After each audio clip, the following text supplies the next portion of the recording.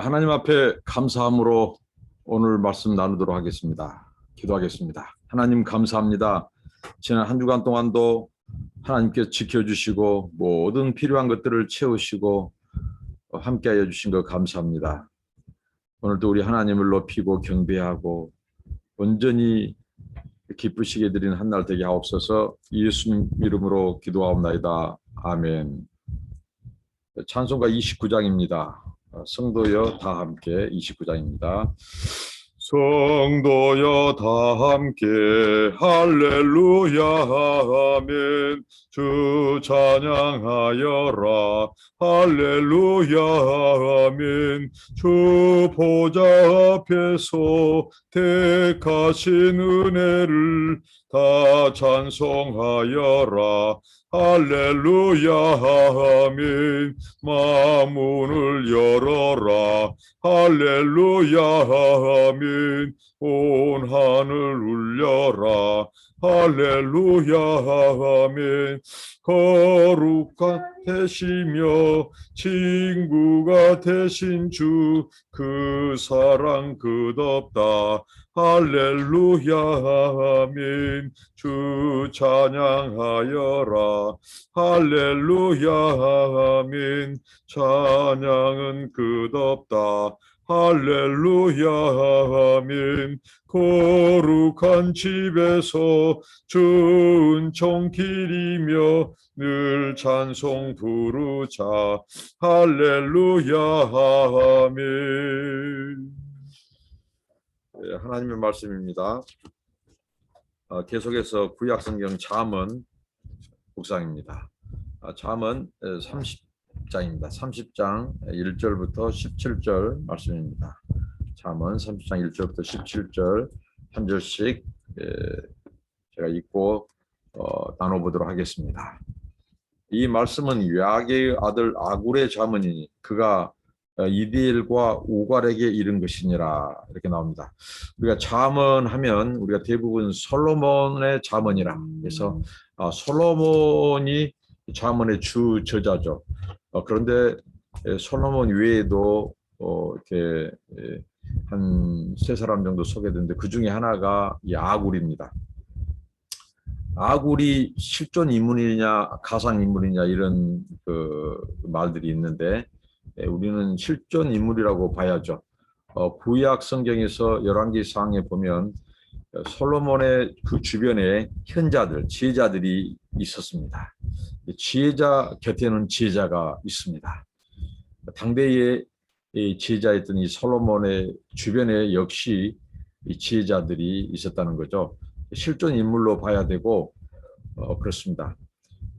여기 보면 그들 이름이 언급되고 있는데 뭐 학자들에 따라서는 뭐 야게 또 야게의 아들 하니까 야굴은 뭐 솔로몬을 말하고 야게의 아들 야게는 뭐 다윗을 말하지 않느냐.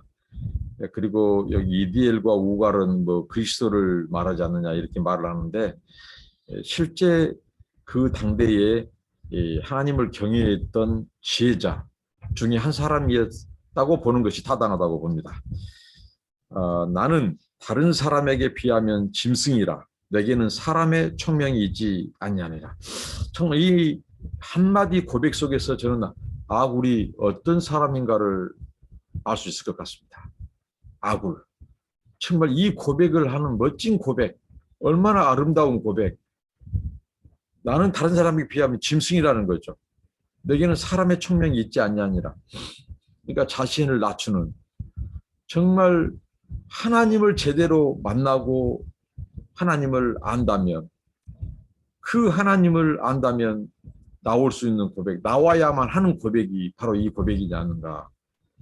하나님 나는 짐승과도 같습니다. 하나님 앞에 짐승과도 같습니다.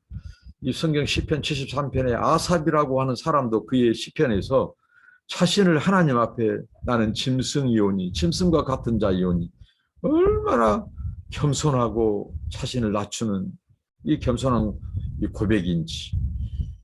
오늘 사람들이 그런데 정말 거룩한 천사처럼 행동하고 말하고 거치장만 하는 사람들이 너무 많습니다. 그런데 이 아굴은 하나님 앞에 이 잠언을 고백하기를 나는 짐승과 같다. 사람들 앞에서도 짐승과 같다. 총명이 없다. 이렇게 고백합니다. 정말 하나님을 제대로 만난 사람들, 깊은 그 인카운터의 경지에 이른 사람들, 정말 이 고백이 공통적으로 나오고 있다는 사실입니다. 이 3절입니다. 나는 지혜를 배우지 못하였고 또 거룩하신 자를 아는 지식이 없거니와.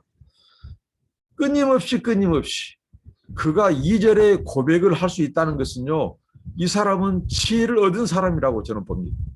그런데 여전히 저는 지혜가 부족합니다. 아직도 더 지혜를 알아야 됩니다. 지혜를 배워야 됩니다.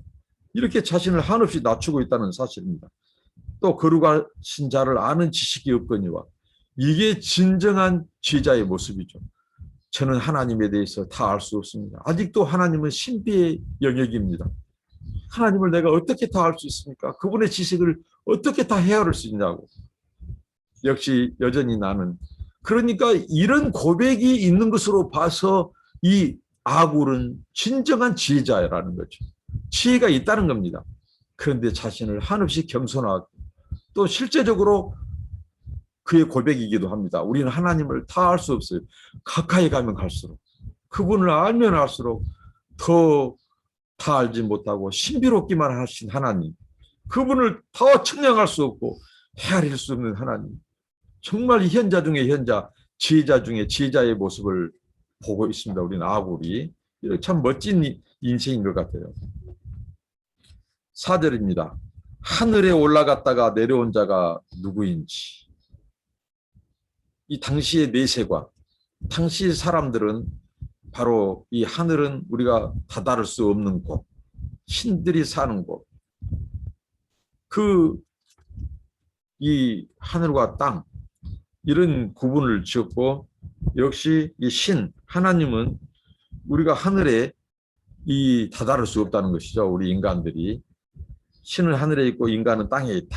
근데 누가 거기 하늘의 보호자, 하나님의 세계, 신들의 세계를 다녀온 자가 있냐 이거죠. 바람을 그 장중에 이 손바닥으로 바람을 어떻게 모을 수 있냐 이거죠. 이 전 세계적으로 부는 바람, 그 바람을 누가 일으키고 누가 통제하냐 이거죠. 그리고 물을 옷에 싼 자가 누구이냐는 거죠. 이 세상에 호수와 냇가와 바다에 있는 그 물을 누가 그 옷으로 다 담을 수 있냐 이거, 쌀 수 있냐 이거죠. 다 새어나가고 또 그 광활한 바다를 누가 옷으로 담았냐 말이죠. 물에, 그다음에 땅의 모든 끝을 정한 자가 누구인지. 우리가 땅의 끝, 지평선, 또 바다 수평선, 지구 이편과 저편을 누가 차로 채인 자가 누구냐면 그 끝을 정한 자가 누구냐 말이죠. 우리 인간들이 김정호 선생이 대동여지도를 몇 번 같은 해안도 같은 산도 올랑날랑 들락날락 하면서 그리고 또 그리고 지우고 이렇게 해서 나온 그 대동여지도 같은 지도, 우리 작은 우리 지도는 그릴 수 있어요. 그러나 이 세 개의 땅끝과 이 땅끝을 누가 다니면서 그 끝을 정하고 그릴 수 있냔 말이죠. 그 이름이 무엇인지, 그 이름, 이러한 이 세상을 지으고 통제하고 통치하시고 다스리시는 그 창조주, 그 광대하신 분, 그 광활한 분의 그 이름을 누가 지어줬고 누가 그 이름을 무엇인지 알 수 있냔 말이죠. 성경에 보면 하나님께서 구약에 보면 다양한 이름을 우리에게 계시해 주십니다. 하나님이 당신의 이름을 계시해 주시기 때문에 그 이름 속에, 히브리 사람들은 그 이름 속에 뜻이, 그 사상, 부모의 마음, 소원이 담겨 있다고 하는 그 이름을 하나님께서 당신을 계시해 주시니까 우리는 그 하나님이 어떤 분인지 안다는 거죠. 그러니까 하나님은 이 초월하신 하나님, 이 우주를 창조하신 하나님, 우주의 주인이신 그 하나님이 얼마나 크시냐 이거죠. 그런 것에 비하면 우리 인간의 요한함, 우리 인간의 이성과 지식과 지혜의 한계, 이것을 아굴이 고백하고 있다는 사실입니다. 정말 우리의 모든 사상가, 모든 철학자, 이 세상의 모든 현자들이 이 아굴의 이 자문을 들어야 돼. 얼마나 멋진 고백이고 아름다운 고백입니까? 그러면서 지식이 있다고 하는 자들. 우리 인간들이 이 세상에 와서 한번 왔다가 가는데요. 사람들이 책을 씁니다. 지식 활동을 해요. 그런데 이 아굴의 자문 앞에 선다면 우리 겸손해야 됩니다. 이 책 몇 권 쓰느냐? 내가 지식이 얼마나 있냐? 어떤 학교를 나왔냐? 어떤 이력을 갖고 있냐? 이거 아굴의 자문 앞에 아무것도 아니고 겸손해야 된다는 것입니다. 우리 인생은요. 창조주 하나님, 그 우주와 역사의 하나님을 안다면 우리는 한없이 쪼그라들 수밖에 없어요. 아굴의 고백. 누가 알았냐 이거예요. 이 고백을 욥도 하고 있고요. 이사야 선지자에서도 성경 구석구석에서 고백하고 있죠. 이 세상의 바다에 그 많은 물을 한 통 바켓스의 물 정도도 이렇게 표현하고 있죠. 그 하나님이십니다. 그렇게 크신 분이 하나님이십니다. 그리고 그 아들의 이름이 무엇인지 너는 아느냐? 아들의 이름. 오직 아버지를 알고 아버지를 만나고 아버지께로부터 나온 이 아들. 그 노고스. 인카네이션한 아들. 그 하늘의 하나님은 하나님만이 계시할 수 있고 삼위 하나님, 하나님이 하나님을 계시할 수 있습니다. 하나님만이 하나님을 만날 수 있습니다. 이 당시의 이 고대 근동이라든가 당시의 이 허탄한 신화, 설화들을 한 방에 날려버린 이 아굴의 자문, 기독교의 이 계시 사상, 이 성육신, 여기에 모든 것이 담겨 있습니다. 이 아굴의 고백 속. 5절입니다. 하나님의 말씀은 다 순전하며 하나님은 그를 의지하는 자의 방패시니라. 자, 이 크시고 광대하신 하나님을 얘기하면서 아굴이 꺼낸 이 카드의 말씀은 하나님의 말씀이라는 거죠. 이 계시, 이 캐논, 하나님의 계시의 말씀, 특별 계시. 하나님, 이 크신 하나님이 당신을 계시해서 드러내 주신 특별한 계시가 바로 말씀이라는 겁니다. 하나님 말씀은 다 순전하다. 그 말씀은 1.1핵이라도 거짓되거나 이 때묻지 않는 거룩한 말씀, 순결한 말씀, 마치 이 대장간에서 순도, 이 정련된 100% 재련된 이 금속, 이 금과 같은 그 말씀이 바로 하나님의 말씀이라는 거죠. 불순물이 끼지 않는 그 순전한 그 말씀. 하나님은 그를 의지하는 자의 방패시니라. 그러면서 우리 인간이 당연히 해야 될 태도, 그것은 의지하는 것, 신앙, 믿음을 꺼냅니다. 이게 아굴의 자문입니다. 참 멋지지 않습니까, 여러분? 이 고백이 이 세상 그 무엇이라도 측량할 수 없고 담을 수 없고 헤아릴 수 없는 그 크신 하나님, 그 하나님의 계시, 그 순전한 계시를 우리에게 주셨어요. 그게 지혜 중에 지혜, 하나님의 지혜 중에 지혜. 그게 하나님의 지식이죠. 그리고 우리에게 무엇을 요구합니까? 그를 의지하는 자의 방패. 하나님은 신앙의 대상입니다. 하나님은 우리가 판단하고 측량하고 차로챌 감히 엄두도 낼 수 없는 크신 분이에요. 우주의 근원, 모든 것을 있게 하신 하나님, 창조의 하나님. 6절입니다. 너는 그 말씀에 더하지 말라. 그가 너를 책망하시겠고 너는 거짓말하는 자가 될까 두려우니라. 이것을 신약의 사도 바울을 비롯한 이 하나님의 사람들이 또 예수님도 말씀했죠. 하나님의 말씀을 가감하지 말 것을. 하나님의 말씀은 절대자의 말씀입니다. 우리 인간들이 무엇을 넣고 빼고 할 수 있는 말씀이 아니라는 거죠. 하나님은 우리의 판단을 받을 대상이 아닙니다. 우리를 판단하시고 역사와 모든 영웅 혹을, 모든 이 통치자와 정부와 나라, 모든 인생들을 판단하고 차로 잴 수 있고 측량하고 심판하실 분은 하나님이십니다. 그런데 우리 인간이 어떻게 그 하나님의 말씀을 가감할 수 있겠습니까? 그렇게 하지 마라. 하나님이 책망하신다. 성경의 사도 바울도 하나님의 진리 말씀을 가감하는 자에게, 다른 복음을 전한 자들에게는 저주가 있을 거라고 경고하고 있습니다. 7절입니다. 내가 두 가지 일을 주께 구하였사오니 나의 죽기 전에 주시옵소서. 두 가지 많고 많은 것 중에서 이 핵심, 요약, 총결산, 그래 그것이 바로 두 가지로 그는 응축하고 있죠. 죽기 전에 이루게 해달라는, 주시옵소서, 그렇게 기도하고 있습니다. 그게 두 가지 기도입니다. 우리가 잘 아는 아굴의 잠언, 아굴의 기도입니다. 8절입니다. 허탄과 거짓말을 내게서 멀리 하옵시며. 이 허황된 것, 허탄, 이 꾸민 것, 이런 것들을, 또 거짓말 내게서 멀리 해달라고 하는 기도입니다. 속임수, 이 허탄도 어떻게 보면 속임수죠. 거짓이죠. 자기를 분수에 맞지 않게 포장하는 거죠. 치장하고 포장하고 헛된 야망, 막 헛된 그 꿈, 이런 것들을 막 드러내고 자신을 드러내고, 이 허탄한 것이다. 다 이거 거짓이고 속임수입니다. 그 하나님 앞에 말입니다. 그 크신 하나님 앞에, 거룩하고 순결하신 하나님 앞에 그가 이 기도를 하는 거죠. 거짓말, 속임수, 이런 거 내게 멀리 얘기해달라. 그러면 이걸 통해서 알 수 있는 것이 무엇입니까? 아담 이후로 이 아굴이 살았던 시대, 그리고 지금의 시대, 다 공통점이 있습니다. 변하지 않습니다. 우리 인간들의 죄라고 하는, 죄성이라고 하는 허탄과 거짓말. 그래서 그 아굴은 그렇게 기도하는 거죠.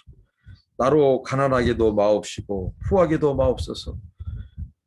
양극단, 가난한 자, 부한 자. 우리가 잠언을 통해서 살펴봤죠. 하나님께서 가난한 자와 부한 자, 의인과 악인이 섞여 산다고 말씀을 합니다. 이것은 주님 오실 때까지, 하나님이 심판하실 때까지 이 섞여 산 것은 계속될 겁니다. 그러면서 하나님이 어떻게 살아야 될까를 그동안 잠언을 통해서 숱하게 말씀하셨습니다. 의인으로, 지혜자로 살아라. 어리석은 자, 미련한 자, 악인으로 살지 말아라. 이렇게 계속해서 말씀합니다. 그리고 이 우리에게 가까이 둔 이 가난한 자에 대한 잠언을 숱하게 우리에게 주셨죠. 이 진정한 정의가 무엇이고 진정한 공의가 무엇인지, 왕의 잠언, 치리자, 방백들, 통치자들은 어떻게 해야 되는지 하나님께서 또 잠언을 주셨습니다. 근데 가난하게도 마옵시고 부하게도 마옵소서.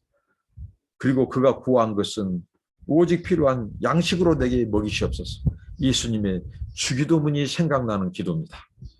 일용할 양식, 한 조각 떡, 한 조각이 빵, 그런 기도를 하는 거죠. 이 일용할 양식을 구하는 기도가 얼마나 소중하고 경건한 기도인지 모르겠습니다. 여기에 진정한 자족이 있죠. 감사가 있죠. 한 조각 떡, 우리가 일상 속에서 먹는 하루 세 끼 음식, 이 밥, 이 일용할 양식 속에 담긴 그 하나님의 은총과 은혜, 그 크신 하나님이 이 지구상에 얼마나 많은 육체, 얼마나 많은 인생들이 있습니까? 때에 따라 매일 먹이시는 하나님, 물론 우리 가운데 지금도 기아선상에 있고 부족한, 먹지 못하는 많은 인류의 지구촌의 사람들이 있습니다. 그러니까 잘 사는 나라, 그리고 잘 사는 사람들, 또 우리들이 그들을 돌아봐야 되죠. 우리 주변에 있는. 그래서 하나님께서 계속해서 가난한 자들에 대한 그 없인 여기지 마라, 멸시하지 마라, 나를 없인 여긴 것이다 하고 하나님께서 당신과 동격으로 표현할 정도로 가난한 자들은 하나님의 관심의 대상이기도 합니다. 근데 이 일용할 양식이 얼마나 감사하다는 거죠. 하나님은 모든 육체에게 식물을 주신 얘기에 감사하라고 시편 136편에 나와 있죠. 106편입니까? 모든 육체에 그 많은 사람들에게 먹을 양식을 공급하시고 야채와 과일, 채소를 준비하시고 먹이신 하나님. 하나님은 얼마나 은총의 하나님이시고, 그 하나님 앞에 우리가 할 수 있는 태도, 할 수 있는 기도, 이 일용할 양식을 주신 하나님께 감사하고, 이 아굴은 그 일용할 양식을 구하고 있습니다. 이게 하나님의 가장 기초적, 가장 큰, 이 기초를 가장 큰 은혜로 고백하고 있다는 거예요. 일용할 양식을 내게 주라고, 먹이시옵소서, 이렇게 기도합니다. 이 기도하는 이유를 설명하고 있죠. 혹 내가 배불러서 하나님을 모른다, 여호와가 누구냐 할까 하오며, 내가 가난하여 도적질하고 내 하나님의 이름을 욕되게 할까 두려움이니라. 자, 배불름 있게 되는 것, 배부르는 것, 부자가 되는 것은 하나님을 모른다 할 수 있는 아주 위험성이 있죠.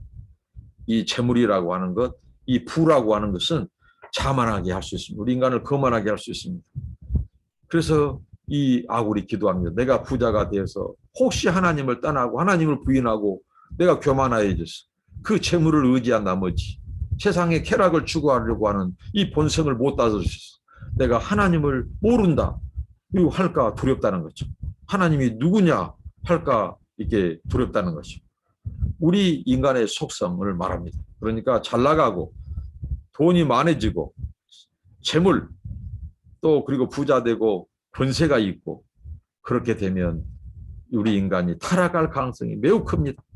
교만해서 하나님을 나중에는 모른다 하고 마음이 눈이 어두워져 버려요. 마음이 영혼이 어두워져 버려요. 그런 경지가 될 것을 이 아굴은 인간의 자기의 죄성, 연약함, 유한성을 하나님 앞에 고백하고 있다는 것입니다. 우리의 기도가 이런 기도여야 된다는 것입니다. 그리고 가나나의 도적질하고 하나님의 이름을 욕되게 할 수 있다. 왜 하나님의 이름을 욕되게 할 수 있을까요? 가난하기 때문에. 예를 들면 도적질하고도 합리화할 수 있어요. 여호와의 이름으로. 근데 절대로 성경은요. 이 가난한 자가 무엇을 훔치거나 그러니까 의인이나 악인 이 어떤 훔치고 죄 짓는 것은 부자나 가난한 자라 성경은 죄라고 말하고 용납하지 않습니다. 근데 가난한 자가 이 생계형 범죄 하지 않습니까? 이런 작은 죄까지도 그것을 합리화될 수 없고 특히 하나님의 이름으로 하나님이 이런 것은 봐줘. 이런 것은 이 정도쯤이야 하나님도 괜찮다고 하셔. 이렇게 얼마든지 가난한 자가 자신을 합리화할 수 있는 그러면서 여호와의 이름을 맹세하고 여호와의 이름을 이렇게 사용하면서 죄를 지을 수 있다는 거죠. 이것도 성경은 허락돼요. 그래서 아굴이 바로 이런 기도를 한 것입니다. 가난하여 혹시 내가 생계형 범죄까지 또 그것을 여호와의 이름으로 하나님을 합리화시키면서까지 내가 하나님을 유혹되게 할까 두렵습니다. 그래서 가난하게 하지 말아달라고 기도합니다. 그러니까 한 그릇 떡, 이 밥 이것에 감사할 수 있는 그런 경건, 그런 은혜를 내게 달라고 기도하고 있습니다. 얼마나 아름답고 얼마나 우리를 숙연하게 하는 기도입니다. 오늘 우리가 밥을 대하면서 일용할 양식을 대하면서 이 소박한 기도, 그러나 이 아굴의 기도는 우주를 담고 있고 역사를 담고 있습니다. 그의 그 기도 너무 아름답고 본받고 싶은 기도입니다. 오늘 우리가 이 기도를 해야겠습니다. 아굴의 기도. 자족해라는 거죠. 감사해라는 거죠. 작은 것에 감사하고 있는 것에 감사하고 없는 것도 오히려 없음으로 인하여 감사하고 왜 없이 사는 가난한 자를 생각하고 또 가난하면서도 감사할 것은 뭐냐면 우리가 부유해서 우리가 타락할까 봐 하나님께서는 나를 부자 되지 않게 하시는 수도 있다. 감사하고 또 부자가 된 사람들은 또 감사하는 게 뭘까요? 나를 이것을 통해서 하나님이 나보다 더 높으신 더 많은 것, 이 우주의 주인 모든 세상의 것들을 다 가지고 계신 그 하나님 앞에 겸손하라고 하시는구나. 이 물질을 맡겨주셨다. 나는 청직이다. 내 소유가 아니다. 이 가난한 자에게 나누어야겠다. 이 부는 하나님이 내게 잠시 맡겨주신 분이 주신 것이다. 그래서 그분의 뜻에 맞게 사용하고 그렇게 해서 부자도 감사하고 자족하고 겸손하고 가난한 자를 생각하고 이게 우리의 기도여야 합니다. 10절입니다. 너는 종을 그 상전에게 해방하지 말라. 그가 너를 저주하겠고 너는 죄책을 당할까 두려우니라. 그러니까 어느 종이 있어요. 그 종이 종이 잘못한 것을 봤는데 그 주인 상전에게 아무개 종이 이런 짓을 하더라고. 이렇게 밀고 하고 그렇게 해방하지 말라는 것입니다. 그러면 그 종이 원한을 갖게 된다고 말합니다. 너를 저주하겠고 너 죄책을 당할까 두려우니라. 그러면 그 종이 너의 앞으로 죄책도 호시탐탐 지켜보면서 너를 고발하고 고소할 그 때를 기다린다. 이렇게 말씀합니다. 그러니까 남의 잘못에 대해서 다른 사람에게 막 이렇게 다른 사람에게 여기저기 뻗들이고 말하고 하는 그것을 하지 말라라고 말합니다. 이 아굴이 이런 부분을 지금 잠언으로 말을 하면서 굉장히 우리 인간의 이 죄의 다양한 모습들을 지금 말해주고 있습니다. 11절입니다. 아비를 저주하며 어미를 축복하지 않은 무리가 있느니. 그러면서 이 아굴은 이 네 가지 우리 인간의 가장 기본적인 원초적인 이 죄의 성향들을 지금 언급하고 있는데 그 중에 이제 하나가 뭐냐면 이 아비를 저주하는 것, 어미를 축복하지 않은 무리. 그러니까 이 10계명에 말하면 5계명, 이 부모 공경에 대해서 말을 하고 있어. 그러니까 하나님에 대해서 이 아굴이 말하면서 이제 인륜, 사람의 이 관계성에서 그가 먼저 꺼내든 말씀이 바로 부모에 대한 말씀입니다. 자, 이 말씀을 통해 볼 때 당시에 이 아굴의 시대 때도 현자들이 강조했던 것이 바로 이 부모 공경인 것 같습니다. 그리고 실제적으로 당시에 이 부모를 경멸하고 부모를 조롱하고 모욕한 아들들이 많았다는 거죠. 그 당시나 지금도 마찬가지죠. 그래서 이 부모를 없이 여기고 경멸한 자에 대한 경고, 그들이 처할 수 있는 형편을 말해주고 있죠. 그런 무리가 있다. 이 부모를 없이 여기고 조롱하고 모욕한, 축복하지 않는 자들이 많다는 거죠. 심지어는 현자라고 하는 자들, 오늘날 이 많이 배웠다고 하고 또 많이 안다고 하는 자들이 오히려 부모를 더 박해하고 탄압한 자들이 참으로 주변에 많습니다. 그런 뉴스도 많이 보도되지 않습니까? 그러니까 진정한 이 지혜는 뭐예요? 가까이 있는 너를 낳아준 부모를 축복하고 공경하는, 그게 지혜다는 거죠. 그게 안 된 사람들이 누구를 강단에 서서 가르친다, 설교를 한다, 또 백성들 앞에서 또 사람들을 또 공직에 선다, 이건 정말 아니라는 거죠. 그리고 계속해서 12절에 또 이런 자들도 있었다는 거죠. 스스로 깨끗한 자로 여기면서 오히려 그 더러운 것을 씻지 않는다. 그러니까 스스로 자신을 거룩하고 깨끗한 척 하면서 자신이 진정한 더러운 자인데 씻지 않은 자들이 많다는 거죠. 이 아굴의 시대 때, 고대 때도 마찬가지고 중세, 현대도 마찬가지입니다. 스스로, 이게 이 아담의 후예들이에요. 나는 의롭다. 자기는 경건하고 거룩한 척 하나, 하나님은 심령을 감찰한다고 그랬죠. 그러니까 스스로는 깨끗하다고 생각하죠. 그런데 그래서 더러운 것을 씻지 않는다는 거죠. 그런 인생들이 얼마나 오늘 우리 시대에 많습니까? 사람들이 자신은 깨끗하다, 거룩하다. 그래서 나는 뭐 하나님 안 믿어도 돼. 나는 법 없이도, 저 사람은 법 없이도 살 사람이야. 이것은 어디까지나 사람의 생각이고 기준이다 이거죠. 불꽃 같은 눈으로 보신 하나님 앞에 얼마나 우리들이 우리 마음속으로 생각으로도 많이 죄를 짓고 삽니까? 그런 인생들이 있었다는 것이죠. 스스로. 13절입니다. 눈이 심히 높으며 그 눈꺼풀이 높이 들린 무리가 있느니라. 눈이 심히 높다. 눈꺼풀이 높이 들렸다. 이것은 다른 사람을 없이 여기고 깔보는 자들의 그 눈꺼풀이 그런 것을 굉장히 희화적으로, 시적으로 표현하고 있습니다. 그런 이 자만하고 이 거만하고 다른 사람을 없이 여기는 사람들의 이 눈, 그 태도들을 말해주고 있습니다. 14절입니다. 앞니는 장금 같고 앞에 있는 이빨은 장금 같다는 긴 칼, 어금니는 군도 짧은 칼 같았어. 가난한 자를 땅에서 삼키며 궁핍한 자를 사람 중에서 삼키는 무리가 있느니라. 그들이 자기의 탐욕을 위해서, 채워지지 않는 탐욕을 위해서 이런 장도, 단도, 큰 칼, 작은 칼, 긴 칼, 짧은 칼을 차고 어떻게 한다고요? 가난한 자, 그들의 것을 갈취하고 빼앗는다는 거죠. 그리고 이 궁핍한 자를 없인 여기고 삼킨다는 거죠. 이게 역사입니다. 이게 세상의 비정함이죠. 이런 무리가 많았다는 거죠. 그리고 15절입니다. 그머리에게는 두 딸이 있어 다고다오 하느니라 족한 줄을 알지 못하여 족하다 하지 아니한 것 서너시 있다. 이렇게 말을 하는데, 자, 그머리에게는 두 딸이 있다. 이것을 이제 해석하기를 그머리에게는 흡착, 이 피를 빨아먹는 이 그머리가 흡착하는 것이 두 개가 있죠. 그 두 개를 상징적으로 말하고 있다는 거죠. 그러면서도 족하지 않습니다. 계속 피를 빨아먹으면서도 또 피가 흐르도록, 저도 이제 시골에서 농사하면서 그머리 많이 물려봤습니다. 농사지면서요. 그럴 때 그머리가 그렇게 빨아서 피가 가득 차도 계속해서 그 뭉 흡착관을 놓지 않습니다. 이게 그머리의 특징입니다. 그러니까 이 탐욕을 말하는 거죠. 인생의 탐욕. 끝도 없는 이 탐욕, 욕심, 심지어는 가난한 자, 궁핍한 자들까지도 피를 빨아먹는 이런 악한 자들이 이 세상에 많다는 거죠. 그 특징을 지금 말해주고 있습니다.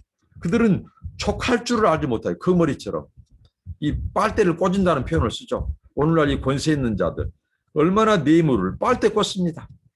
이 권세 있는 자리, 공직의 위치에서. 그래서 이 소위 말하는 고위 공직자 수사처도 만드는 거예요. 이런 인간의 죄성을 억어해야 되니까요. 이 가장 모범을 보여야 될 권력기관, 이 치리자 방백들이 그 위치에서 빨대를 뽑아버려요. 그래서 무전 유죄가 나온 것입니다. 그래서 법을 강화해서라도 통제해야 된다는 거예요. 우리 인간의 이 죄를. 끝도 없어요. 마치 이 거머리가 이 흡착은 두 개로 빨대를 꽂듯이 말입니다. 이게 성경입니다. 이게 성경이 이렇게 말씀해주고 있습니다. 그리고 이 거머리처럼 촉한 줄로 알지 못한 선엇을 말을 합니다. 무엇입니까? 곧 음부와, 자, 음부는 무엇입니까? 지옥을 상징적으로 말하고 있죠. 음부. 죽은 영혼이 거하는 처소, 이 음부. 근데 지옥은 만족이 없다는 거죠.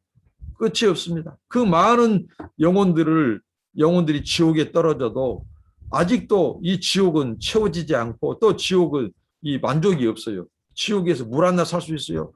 돈을 가지고 갈 수 있어요. 지옥은 모든 것이 이 소위 말하는 비명이고, 이 아픔이고, 절규고, 만족함이 없습니다. 어떤 것들로 채울 수 없습니다. 그 목마름, 그 고통을 해결할 수도 없습니다.